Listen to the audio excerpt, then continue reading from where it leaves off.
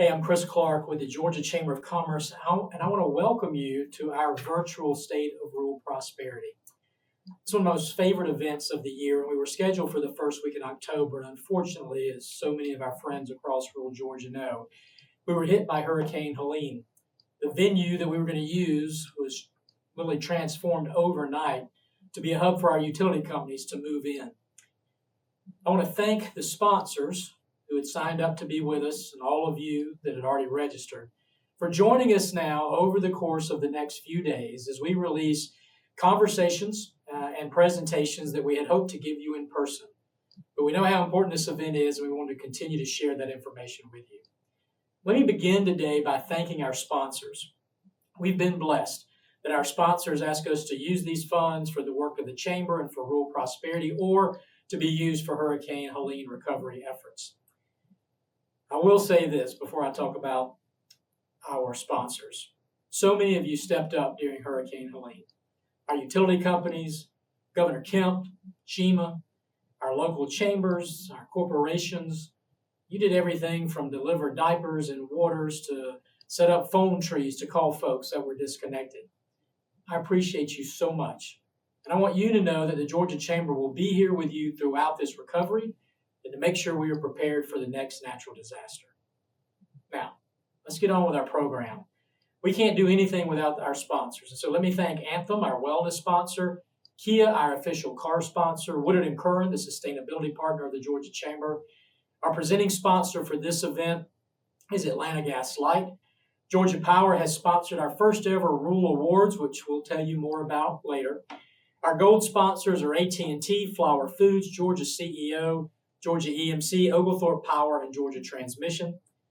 Other sponsors for this event include Amazon, Georgia Humanities, Metro Power, ABAC, Tifton, Clean Spark, Cayman, Kinetic, Okefenokee, and then I'm sure you'll see on the screen at some point our silver sponsors and our community sponsors. Now, over the course of the next few weeks, we'll be releasing this information on our various social media channels, and you'll hear from Tyler Harper, our Commissioner of Agriculture. You'll have a panel discussion on rural health led by Kevin Tanner, Commissioner of the Georgia Department of Behavioral Health and Disabilities. I think that's a very important conversation when we see the trauma that Hurricane Helene left with so many of us. Walter Rabin, my friend, Commissioner of the Georgia Department of Natural Resources, will join us along with partners from all over Georgia to talk about how we use our natural resources to encourage tourism.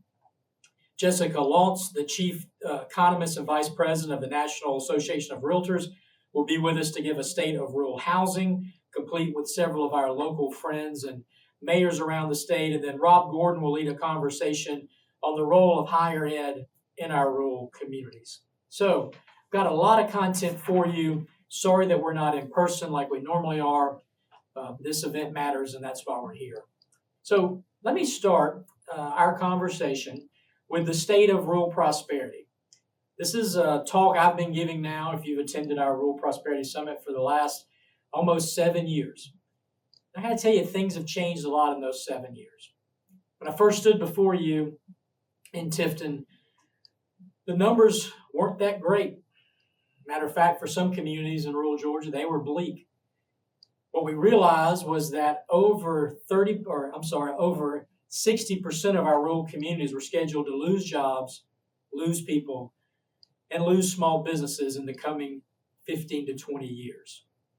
It was a call, a wake-up call, if you were, for all of us to step out, to engage with our members of the General Assembly, with Governor Kemp, with the Department of Economic Development, with so many partners to put a new, renewed focus on rural Georgia. And those results have paid off. And so I'm happy to stand before you today to say that the state of rural prosperity is strong and growing. And the numbers back that up. So let me share a few of these numbers with you. First of all, we have now entered our fifth, almost sixth year of record economic development. And guys, over 2,600 companies have announced that they're moving to Georgia or expanding over the last few years under Governor Kemp and Commissioner Pat Wilson's leadership. Those 2,600 companies are going to invest $154 billion into our economy and hire, over 220,000 more Georgians. If we look at just this last few months' numbers, as you'll see on the map before you, we're seeing economic growth and job creation in every single county in Georgia. What's remarkable is that 83% of all of that economic activity is happening outside of Metro Atlanta. Doesn't mean Atlanta's not getting what they need. They are. They're continuing to grow. But the difference over 7 years ago is the fact that companies are now considering your communities, rural Georgia, as viable options. They see all that you have to offer, all that you've done over the last 7 years. They're coming to your community. Now, I could fill up this map all day with logos, but I think it's representative of the fact that it's not just small businesses that are going to rural Georgia. It's companies of every single shape and size, from manufacturing to healthcare, utilities, technology, clean tech, are finding new homes all over Georgia. To those of you that have helped recruit those companies, thank you. Congratulations, and there's more work to be done. But it's not just about those large companies that are coming. Yes, they get all the attention and they're on the front page and we want them. But what we've also seen since 2015 is an incredible rise in the number of small businesses opening in your communities. A 25% increase is outpacing every other sector in the state and outpacing much of the rest of the nation. What this tells me is that rural Georgia is full of entrepreneurs that just need the access to capital and the connections in order to make their dreams become reality. We've also seen, thanks to those companies, small businesses, as well as those large companies, a 30% increase in overall job opportunities for our residents. Just remarkable numbers. And it's paying off. Here's what we're seeing. In 2015, we were looking at about $10 billion in the last 10 years of economic investment in rural Georgia. Since then, $20 billion in growing. That's been a good payoff, too, for mayors and county commissioners. We've seen a 15% increase in tax revenues all across rural Georgia. And maybe the best number of all, we've seen the poverty rate decrease from 20% to 17%. And if we can extrapolate that in the future, getting down to maybe as low as 15 to 12%. That means everybody in your community is doing well, or at least they have the opportunity to do well in your region. So again, thank you, and we ought to be celebrating these figures. But we can't rest on our laurels. Our focus here at the Georgia Chamber and in every one of your chambers and communities and businesses is to continue to look forward. And so here's some insights as we look at the next 25 years in our state. Now, as I mentioned before, 10 years ago, we expected to lose population in rural Georgia. Today, we're expected to gain almost 650,000 more men and women in your communities in the next 25 years. That's more, almost twice what our UP communities are scheduled to bring in. Maybe not as much as Metro Atlanta as it continues to grow, but numbers we ought to really be proud of. Now, being honest, do we have some communities that are still expected to see a decrease in population? Absolutely. But the fact is, people want to move back to rural communities. They want to connect back to their families. They want a higher quality of life, if you will. They want good schools, good access to health care. If we can work on those issues, I think we can help even those counties now that are still struggling. But overall, extraordinarily positive outlook for the next 25 years. Also, an interesting turn of events in our projected senior population. Now, 10 years ago, we looked at most of the growth in rural Georgia was going to be from senior citizens, almost a 25% growth, and a decrease in Zoomers and millennials. We've seen that turn around. Younger people are moving back, and our older population as a percentage, therefore, is decreasing.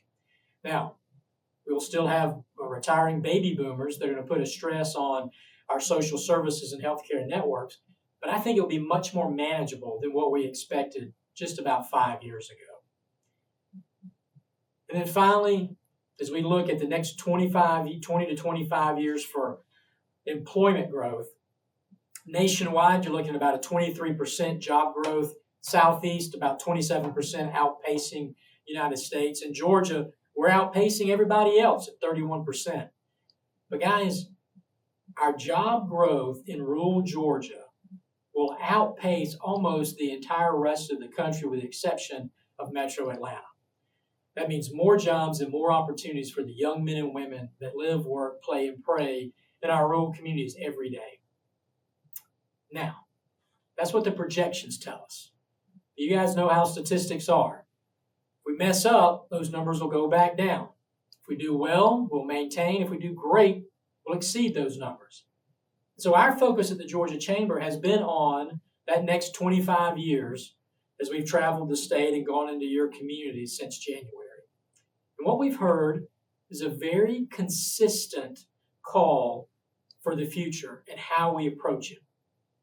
And it's pretty simple. It looks like this.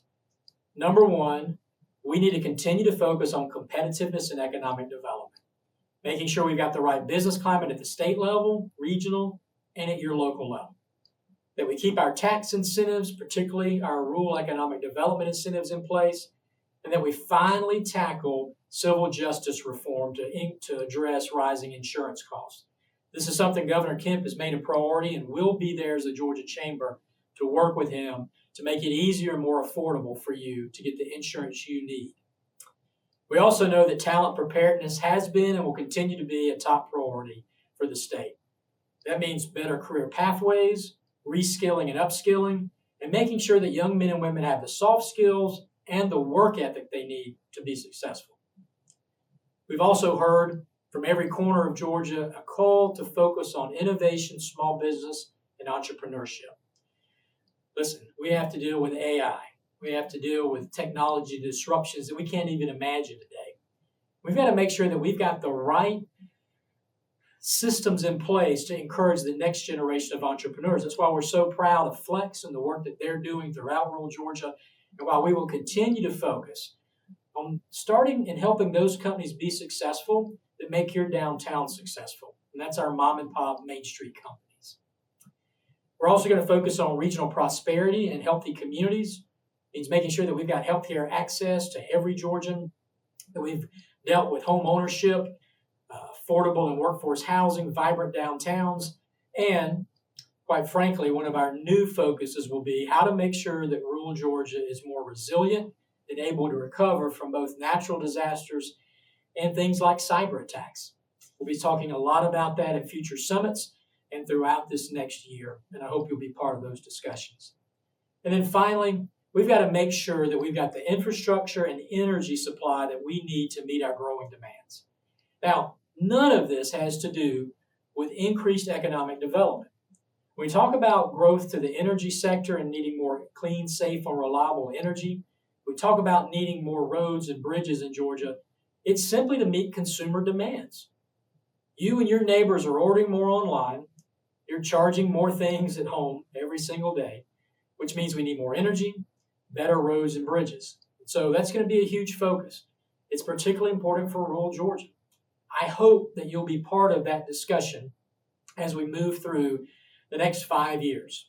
Now, in January, the Georgia Chamber will announce our new strategic plan. It will look out over the next 25 years. How we support, grow rural Georgia, how we deal with these 5 critical prosperity pillars, if you will be centered on everything that we do. But we need you involved with that. We need to make sure that we're dealing with the needs of your community and particularly of your business. And so I encourage you to reach out to Tiffany, join our Rural Prosperity Council, find other places with the Chamber to engage. I want to end today by thanking you again for joining us. I'm sorry that it's kind of reminding me of COVID when we did a lot more online and we weren't able to meet in person, but this information is important. I think you'll hear a common theme of recovery through most of the speakers. All this will be available on YouTube, on our social media channels, and at gachamber.com. If you need anything at all, please reach out to us. Thank you for being with us, and God bless the state of Georgia, and God bless rural Georgia.